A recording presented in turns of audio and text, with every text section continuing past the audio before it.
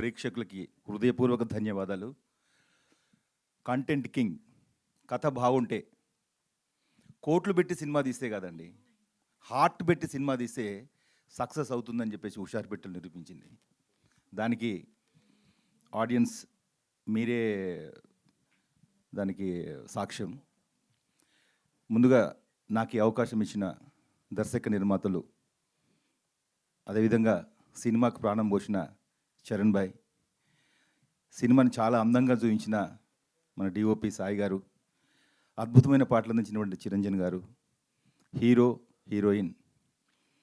నా చిట్టి తల్లి గురించి ఎంత చెప్పినా తక్కువే. నా బిడ్డ గురించి చెప్పుకుంటాను, నీ గురించి ఏం చెప్తావు? ఎందుకంటే తను చేసినప్పటి నుంచి తన పెయిన్ నేను చూశాను. నేను ఆ తర్వాత తన యొక్క కష్టాలు, బాధలు, ఎన్ని అవమానాలు అన్నిటిని భరించింది. ఫస్ట్ డే ఒక టీజర్ రిలీజ్ అయింది కదండి. టీజర్ రిలీజ్ కాగానే మా డైరెక్టర్ గారు ఏం చేశారు, అన్ని గ్రూప్లో పెట్టండి అన్నారు. ఇమ్మీడియట్గా నాకున్న గ్రూప్లను పెట్టేశా.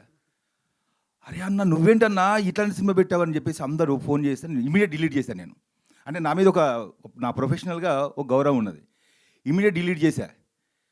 అలా డిలీట్ చేసిన తర్వాత నిన్న సినిమా చూసి, అన్న ఏం సినిమా అన్నది, నిజంగా ఆ రోజు చాలా తప్పుపోయా అనుకున్నాం. కానీ అలా అంటుంటే, ఎందుకంటే ఆ రోజు నాకు తెలుసు సినిమా గురించి, కానీ నన్ను చాలా తప్పుగా అర్థం చేసుకున్నారు.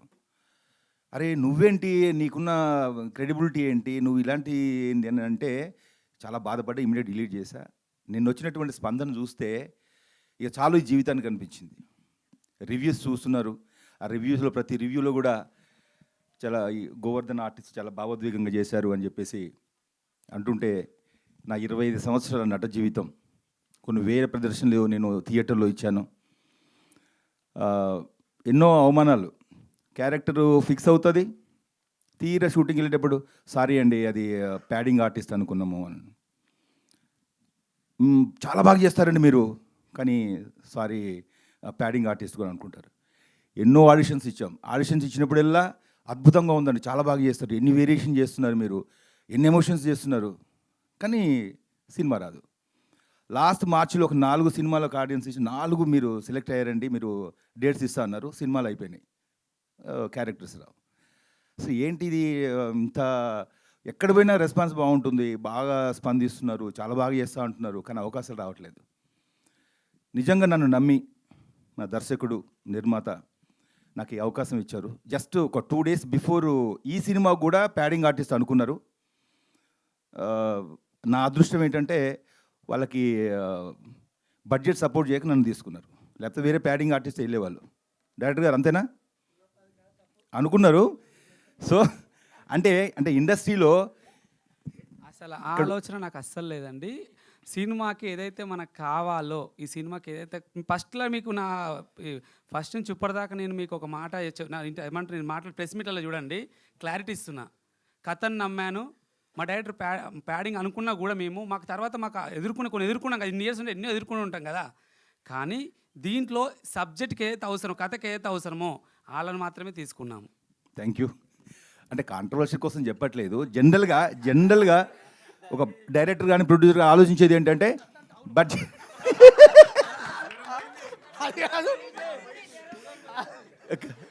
మా డైరెక్టర్ సార్కి హుషారు వచ్చింది. ఎందుకంటే ఇప్పుడు విమర్శిస్తూనే వస్తాయండి అవి. అయితే యాక్చువల్ ఏంటంటే అనుకున్నాం మనం ప్యాడింగ్, కాకపోతే ఎక్కడో నాకు అంటే ఊర్లో ఒక అనుకున్నారు కదా, అనుకున్నారు అదే మనం ఎవరెవరో అనుకుంటాం. కానీ లాస్ట్కి ఒక పిక్స్ ఏంటంటే మనం అరే ఒక క్యారెక్టర్ మనం గోవర్ధన్ అంటే గౌడ్ సాబ్ క్యారెక్టర్ ప్యాడింగ్ పెడితే ఎట్లా సెట్ గారు వాళ్ళు కనబడతారు.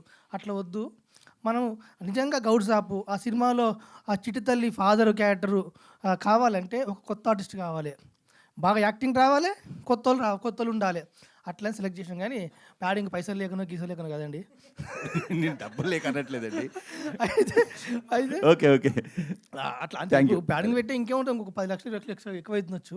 కాకపోతే మాకు కావాలి కొత్త ఆర్టిస్టులు. అంటే ఎవరు కూడా లేరు మన దాంట్లో, అందరూ కొత్తలను చేసినాం.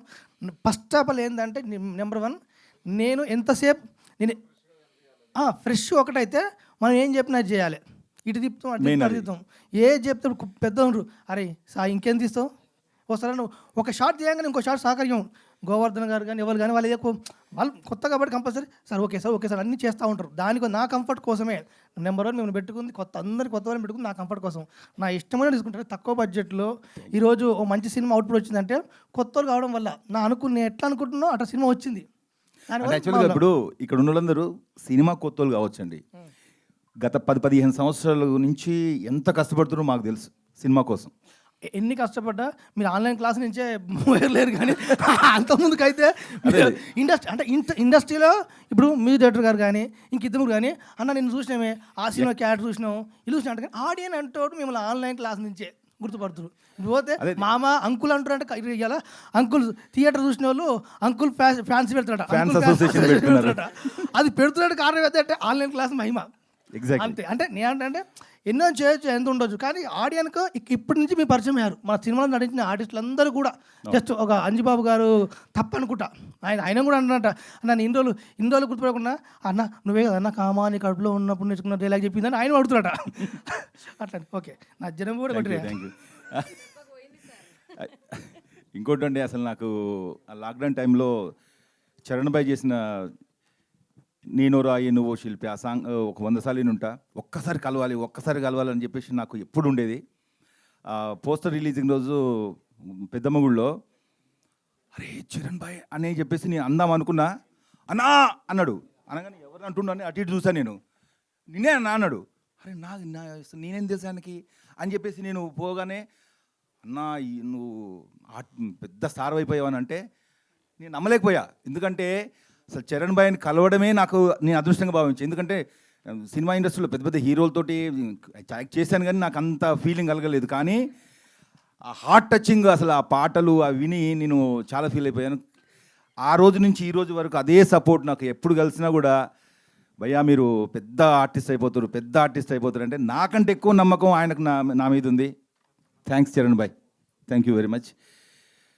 సో ఈ మా క్రూ అందరూ కూడా మేము ఒక ఫ్యామిలీ లాగా సినిమా చేసేటప్పుడు కూడా ఒక ఫ్యామిలీ మెంబర్స్ లాగానే చేసాం.